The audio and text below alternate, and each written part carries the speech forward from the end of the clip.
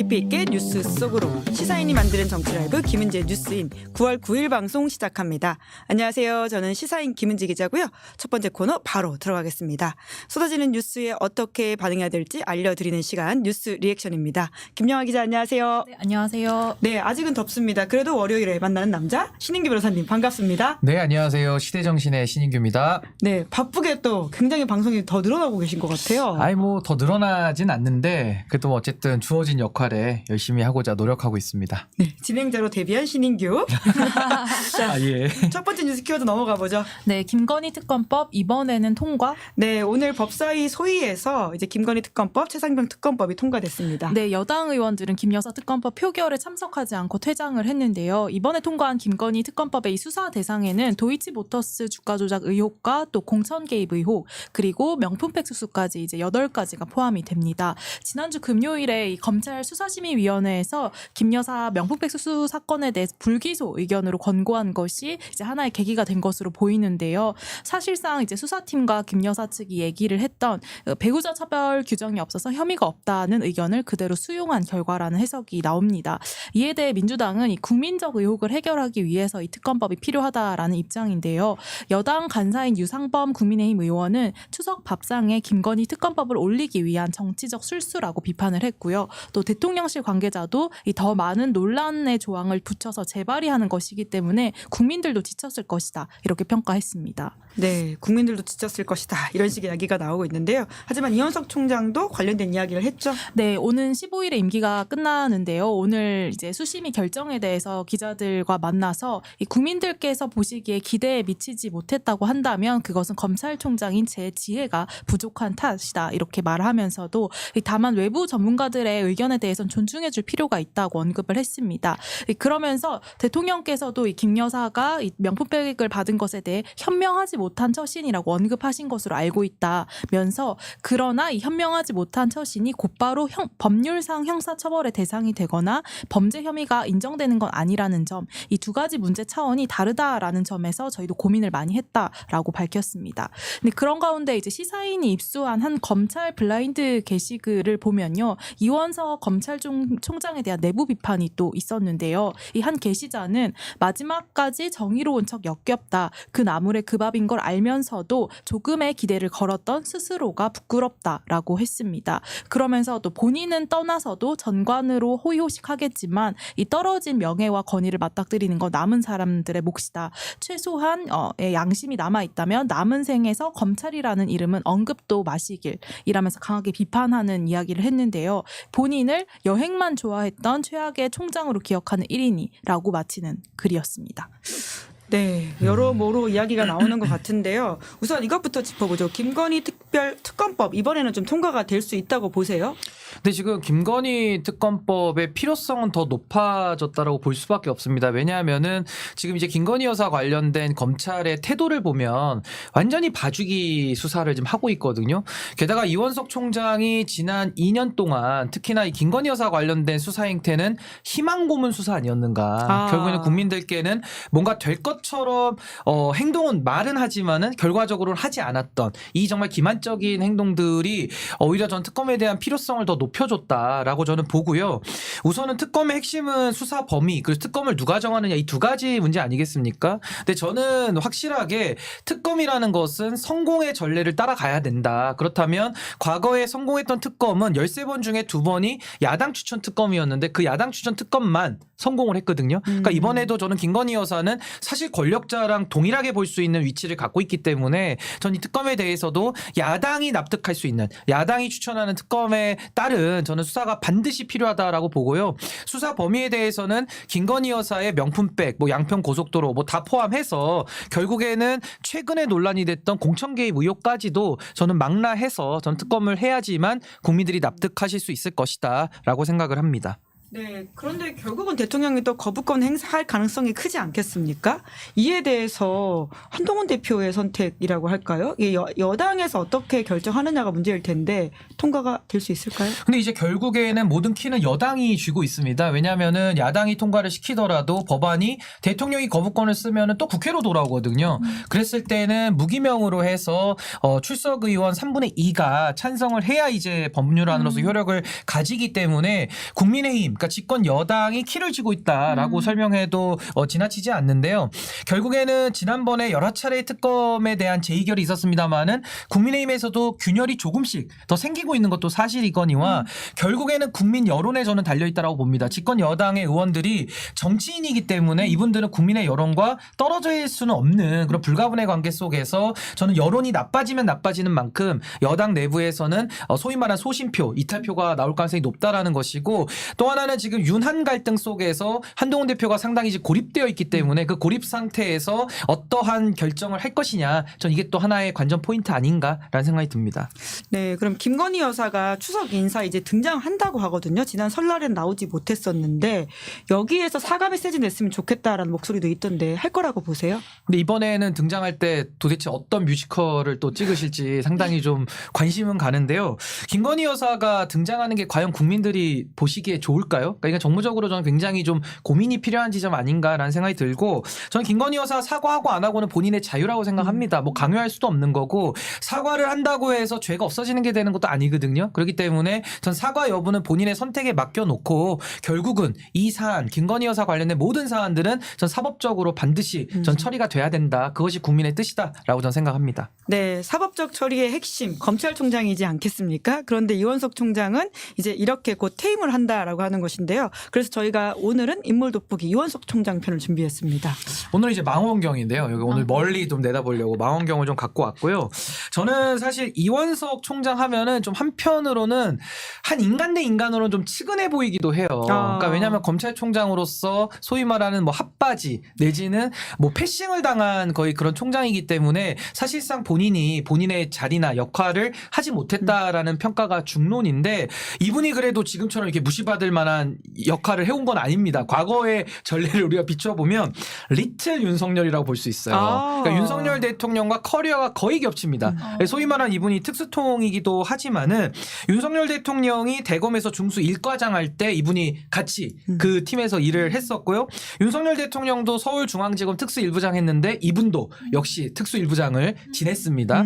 윤석열 대통령 여주지청장 지냈거든요. 이분도 또 여주지청장을 지냈어요. 커리어가 정말 많이 굉장히 겹치네요. 그 커리어가 겹치고 더 중요한 것은 박근혜 최수실 특검팀 거기서 윤석열 대통령 수사팀장 가장 그 실무진 중에서는 고위직을 했고 그때 이분도 이원석 총장도 파견 들어가서 이제 특검에서 활약을 했던 그러니까 사실 커리어만 놓고 보면은 기업의 저승사자고 뇌물범죄의 저승사자 같은 분이에요. 그런데 근데 저승사자가 김건희 왜 여사에게? 갑자기 순한 푸들이 됐을까? 이제 여기에 대해서는 많은 국민들이 화가 나시고 이원석 총장한테 사실상 많은 비판을 가할 수밖에 없는 것이고 아까 우리 기자님께서 읽어주신 대로 검찰 내부에서도 이 프로스를 통해서 목소리가 나오지 않습니까? 이 프로스는 아니고 블라인드입니다. 블라인드입니까? 그러니까 블라인드에서 익명으로 예. 이야기 나오는 것처럼 어디 가서도 검찰 얘기 절대 하지 말아라라고 아주 냉철한 그런 비판이 나올 정도로 이원석 총장이 담당했던 윤석열 정권의 지난 2년 그 2년 동안에는 검찰이 완전히 신뢰를 잃어버리고 바닥 끝으로 추락했던 그런 역사, 흑역사를 만들어낸 전 그 장본인 아닌가라는 생각이 듭니다. 네, 패싱 이야기를 하셨는데요. 또 다른 패싱이 오늘 키워드였습니다. 두 번째 뉴스 넘어가 볼까요? 네, 한동훈 패싱 또 바지 사장 논란. 네, 윤 대통령이 어제 당 의원들과 비공개 만찬을 했는데 이 자리에 한동훈 대표는 못 갔다라는 거죠? 네, 국민의힘의 일부 최고위원과 수도권 중진 의원을 초대했다고 하는데요. 이 의대 증원 문제와 이전 갈등에 대해서 주로 이야기 나눈 것으로 전해졌습니다. 그런데 이번 만찬에 한동훈 당대표와 또 친한계 최고위원들은 초대받지 못했는데요. 이 당초 여당 신임 지도부와의 만남을 추석 이후로 연기한 상황이었는데 이 친윤계로 분류되는 최고위원들만 관저로 초청을 한 셈입니다. 오늘 대통령실 대변인은 이번 논란과 관련해서 이 수도권 중진 의원 한 분께서 번개 요청을 해서 이 몇몇 의원들과 2시간가량 만찬을 했고 그중 중 한 명이 인요한 최고위원이었다라고 설명을 했고요. 또 윤 대통령은 의원뿐만 아니라 지자체장이라든지 뭐 정치인 모임을 자주 하면서 민심 청취를 한다라고 설명을 했지만 계속해서 이제 불거지는 N차 윤한 갈등이다라는 말이 나오고 있는 상황입니다. 이 현재로서는 이제 그 의료 대란 문제를 둘러싸고 당정 갈등이 계속해서 불거지는 모양새인데요. 이 주말 새 여야 의정 협의체가 만들어질 수 있을지가 이제 주목을 받았는데 또다시 난관에 봉착했습니다. 의협 쪽에서는 일러야 2027년 7학년도 정원부터 논의할 수 있다라는 입장인데 이제 대통령실과 정부는 2025학년도 정원은 조정이 불가능하다라는 입장으로 이 평행선을 달리고 있기 때문입니다. 한동훈 대표는 오늘 열린 단응 최고위원회 회의에서 이 의료계의 대승적 참여를 부탁드린다라고 강조를 하고 있는 상황인데요. 야당에서는 의료계가 협의 테이블로 나올 수 있으려면 일단 정부부터 진정성이 있는 태도를 보여야 된다라고 밝혔습니다. 그중에서도 윤 대통령의 사과와 또 보건복지부 장차관의 문책 등을 이제 대표적으로 걸었습니다. 네, 먼저 대통령실 번개 만찬에 한동훈 대표는 왜 초대받지 못했다고 보세요? 이거 굉장히 좀 심각한 문제입니다. 그러니까 당정 갈등의 현 주소를 보여주고 있고 그리고 윤석열 대통령이 이렇게 하시면 안 되죠. 왜냐하면 그래도 집권 여당의 당 대표로 선출이 된 분인데 거기에 대해서 이렇게 공개적으로 망신을 주듯이 패싱을 한다라는 것은 상당히 이것은 당정 관계에 부담이 되는 것이고 사실은 한동훈 대표가 지금까지 뭐 많은 바지들이 나왔어요. 뭐 긴 바지였다, 반바지다, 전 쫄바지라고까지 얘기를 했어요. 그 위축돼 있기 때문에 요즘엔 레깅스다까지 얘기를 하고 있거든요. 근데 이게 최소한 레깅스로 가면은 거의 당대표 역할 못 하는 거고 쫄바지에서 반바지 정도까지로는 와야 그래도 대통령하고 뭔가 이렇게 대등한 역할을 좀 할 수 있는 건데 우선은 윤석열 대통령과 한동훈 대표가 너무 대비되는 면이 있습니다. 그러니까 윤석열 대통령은 조직 장악 능력이 상당히 뛰어나다라는 평가를 받고 있고 실제로 그렇게 하고 있고요. 반면에 한동훈 대표는 당내 장악력이 매우 떨어진다. 그렇기 때문에 지금 최고위에서도 이런 균열이 지금 발생하고 있는 건데요. 또 하나는 윤석열 대통령과 한동훈 대표 사이에 불신, 그 불신이 지금 표면화되고 있다. 이것이 지금 둘 다 드러났다라고 볼 수 있는데요. 저는 결론적으로 한동훈 대표에게 하고 싶은 얘기가 결국에는 이게 지금 상급자 하급자 관계가 아니거든요. 그러니까 지금 한동훈 대표가 검찰 조직에서 윤석열 대통령하고 오랜 시간 부하로서 일을 해온 경력은 있겠지만은 지금은 대등한 관계로서 본인의 정치를 해야 되는데 달리 말하면 반사체 정치에서 발광체 정치로 가야 되는데 지금 제가 볼 때는 한동훈 대표는 여전히 관료의 티를 벗어내지 못하고 있다. 근데 이렇게 가면 누가 죽느냐? 결국 정치적으로는 한동훈 대표가 죽는 거예요. 그래서 저는 여기에 대해서는 한동훈 대표가 지금은 정치를 하는 거기 때문에 정치인으로서 발광체로 거듭나기 위한 아주 각고의 노력과 용기를 내야 본인이 산다. 전 그런 말씀 드리고 싶습니다. 그럼 무엇을 해야지 그 꼭지를 딸 수 있을 거라고 보세요? 최상병 특검법인가요, 결국? 최상병 특검법은 하나의 예시고요. 그 가장 중요한 예시고 뭐 김건희 특검도 있죠. 그러니까 이런 여러 가지 국민들의 주요 관심 사안 그리고 거기에 대한 국민들의 아주 여러 같은 요구에 대해서 오히려 한동훈 대표가 더 민심을 받드는 쪽으로 가야지 지금은 보면은 뭐 민주당 내지는 개혁신당 보다도 못한 태도를 보이고 있고 또 그것이 그렇다고 해서 국민의힘의 주류의 의견을 담는 것도 아니거든요. 그러니까 주류의 의견과는 배치되면서 민심을 쫓아가지도 못하는 아주 엉거주춤한 자세를 유지하게 되면 결과적으로 한동훈 대표의 선명성이나 정치인으로서 차기 주자로서의 가치는 더 떨어질 수밖에 없다. 저 그렇게 생각합니다. 네. 그리고 또 하나의 포인트가 이제 의료 대란 관련된 부분인데요. 지금 당장 이제 여당 안에서도 보건복지부 장차관 문책을 좀 해야 된다 이런 목소리 나오고 있는데 가능할 거라고 보세요? 근데 우선은 사실 의료 붕괴, 의료 대란이 이제 붕괴까지 이어진 건데 이 사안에 대해서는 윤석열 대통령의 전적인 책임을 인정을 해야 되고 원래대로 한다면 이거 대통령이 물러나야 될 정도로 심각한 사안이에요. 근데 대통령이 지금 물러날 수는 없다 보니까 냉정하게 한덕수 국무총리 그리고 조규영 복지부 장관 그리고 이주호 교육부 장관 정도는 문책성으로 자리를 바꿔줘야 그래야 의료계와도 허심탄회한 대화가 이제 시작이 될 수 있는 건데 지금 윤석열 대통령의 그 국정 운영 스타일로 봐서는 저는 뭐 사과도 안 할 것 같고요. 그리고 인사 문책도 없을 거라고 저는 봅니다. 근데 결과적으로 의료 대란과 지금 의료 붕괴까지 이어지는 이 모든 상황 속에서 전 윤석열 정부가 이거 수습할 능력도 있는지에 대한 상당한 의문이 들거든요. 그래서 결과적으로 윤석열 정부는 이제 반환점을 겨우 막 돌았는데요. 저는 윤석열 정부는 완전히 실패한 정부다라고 저는 지금 규정 내려도 전혀 지나치지 않다라고 생각합니다. 이미 실패했다. 완전히 실패했다.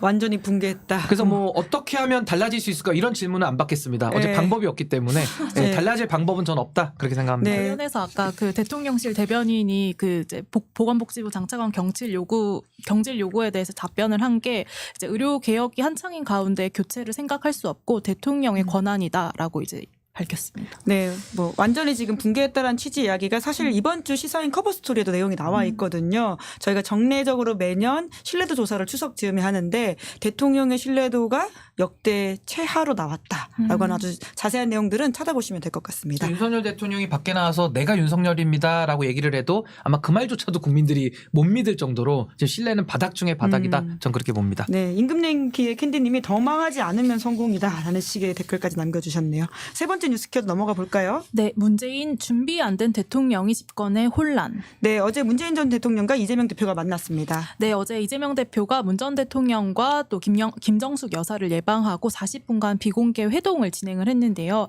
문 전 대통령은 이 자리에서 준비 안 된 대통령이 집권해서 나라를 혼란으로 몰고 간다라고 언급을 했습니다. 그러면서 최근 자신을 향한 검찰 수사에 대해서 당당하게 강하게 임하겠다라고 답을 했는데요. 이날 문재인 전 대통령과 이재명 대표는 이 검찰 수사가 흉기가 되고 정치 보복 수단이 되는 현실이 개탄스럽다고 이 공감대를 표했다고 합니다. 이를 두고 한 민주당 관계자가 이렇게 표현을 했는데요. 그간 이제 친문, 친노와 이 친명계 사이에 계파 갈등이 있었던 게 사실인데 최근 문재인 수사를 계기로 해서 어떻게 보면 단일 대우가 형성되는 이제 계기가 되었다라는 취지였습니다. 특히 민주당 내에서 이 전 정권 정치 탄압 대책위가 꾸려졌는데 여기에 이제 위원장으로 원조 친명으로 불리는 김영진 의원이 이제 맡았습니다. 이를 두고 이제 이재명 대표의 뜻이 상당히 반영되어 있다라고 언급을 했는데요. 한편 어제 회동에 대해서는 박준태 국민의힘 원내대변인은 야권의 이 정치 세력화로 검찰 수사와 재판에 영향을 미치겠다는 노골적인 의도가 담긴 꼼수 회동이다라고 비판을 했습니다. 네, 또 방탄동맹이다 이렇게 비판을 하기도 하고 있는데요. 어떻게 보십니까? 그러니까 아무래도 사실은 문재인 전 대통령에 대한 뇌물죄 혐의 수사는 상당히 좀 법리적으로는 무리하다라는 평가가 많고요. 또 무엇보다도 특수수사에 대해 원칙을 어긋나게 적용한 무리한 수사다라는 평가가 좀 지배적인데 그럼에도 불구하고 그 수사를 감행한 데에는 결과적으로 현 정권이 지금 낮아지고 있는 이 지지율을 그나마 이 떨어지는 지지율을 방어하기 위한 차원에서 카드로 꺼내 들었다라고 보는 게 좀 합리적일 것 같고요. 그럼에도 불구하고 지금 이재명 대표가 민주당의 사실상 확고한 리더로서 자리를 잡았는데 이제는 명문정당, 그러니까 문재인 대통령 그룹, 친문 그룹과 친명 그룹의 결합도 이루어지는 것이고 더 나아가서는 친노 세력까지도 아우르려는 노력 아니겠는가라는 생각이 들고요. 무엇보다도 민주당이 앞으로 대선을 앞두고 상당한 좀 확장 전략을 쓸 걸로 기대가 되는데 확장으로 가기 위해서는 코어가 단단해야 되거든요. 그런 의미에서는 민주당의 두 세력이라고 하는 친명과 친문 그리고 더 나아가서는 범친노까지도 좀 먼저 아우르려는 그런 노력 아닌가라고 저는 봤습니다. 네, 관련해서 나온 소식이 이제 오는 10일에는 또 이재명 대표가 김종인 전 비대위원장을 만난다라고 하는 것도 있네요. 자, 네 번째 뉴스 키워드 넘어가 볼까요? 네, 과거사 언급 없는 12번째 한일 정상회담. 네, 주말에 기시다 총리가 한국에 와서 정상회담을 했습니다. 네, 퇴임을 한 달도 남겨두지 않은 상황이라 이 한일 정상회담 자체가 굉장히 이례적이다 이런 평가가 있었는데요. 윤석열 대통령은 이날 머리 발언에서 기시다 총리와 함께 일궈온 성과들은 제가 대통령에 취임한 이후 가장 의미 있는 일이라 평가를 하면서 이 한일 관계를 발전시켜 나가는 것은 선택이 아닌 역사적 책무다라고 강조했습니다. 하지만 이 사도강산 문제와 같은 이 과거사 관련 현안들은 따로 언급이 없었는데요. 기시다 총리도 이 과거사와 관련해서 이 저 자신은 당시 어려운 환경에서 수많은 사람들이 대단히 힘들고 슬픈 경험을 하신 거에 대해 가슴 아프게 생각한다면서 일본 총리로서의 사과가 아니라 이 개인 차원의 슬픔을 표현하는 데 그쳤습니다. 이 한편 9월 첫째 주 한국 한국갤럽 조사를 보면요. 윤석열 대통령의 국정 지지율이 23%로 나타났습니다. 이 직전주와 동일한 수치인데 자세한 내용은 중앙 여론조사 심의위원회 홈페이지를 참고하시면 되고요. 이제 사실 이제 윤석열 대통령의 임기가 곧 반환점을 도는 상황에서 동아일보가 오늘 쓴 칼럼에 이런 제목이 떴는데 민주화 이후 대통령 중 최악 지지율이다. 이렇게 강하게 비판을 하기도 했습니다. 네, 이제 그럼에도 윤 대통령은 본인의 임기 중에 가장 의미 있는 일이다라고 이야기했거든요.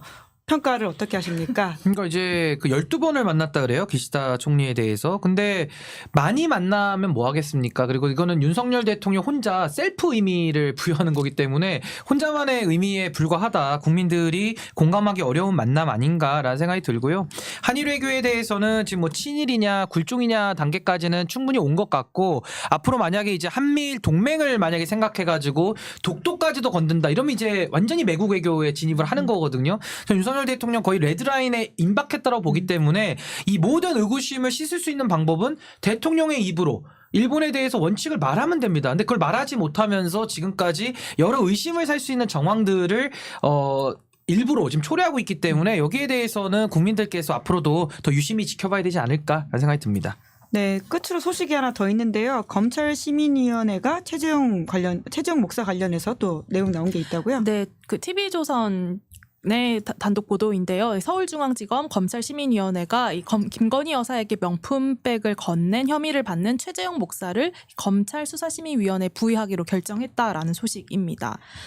네, 이제 관련해가지고 아무래도 최재형 목사만 빼고 검찰수사심의위원회가 열렸다라는 비판이 있다 보니까 최 목사가 따로 이제 시민위원회에다가 그걸 또 열어달라고 신청을 했는데 그게 안 됐다라고 하는 거죠. 그럼 결과적으로 무혐의 결정이 날 가능성이 훨씬 더 올라갔다 이렇게 봐야 되겠네요. 그러니까 뭐 결국엔 독수독과 이론 비슷하게 지금 검찰 자체가 모든 신뢰를 잃어버렸기 때문에 검찰 안에서 어떤 제도를 이용하더라도 국민적인 눈높이에 맞는 결과가 나오기는 매우 어렵다. 저는 검찰에 대한 대대적인 대수술이 좀 필요하다. 어떤 수술을 해야 될까요? 아주 중요한 수술을 좀 해야 될 것 같습니다. 수술 준비하고 있는 신민기 변호사님. 네, 알겠습니다. 9월 9일 뉴스 리액션 여기까지 살펴보겠습니다. 두 분 수고 많으셨습니다. 감사합니다. 네, 감사합니다. 네, 잠시 후에는 김은재 인터뷰에서요. 김동남 전 의원, 박지동 경제평론가와 돌아오겠습니다. 기다리시는 동안 구독, 좋아요, 알림 설정 부탁드리겠습니다. 고맙습니다.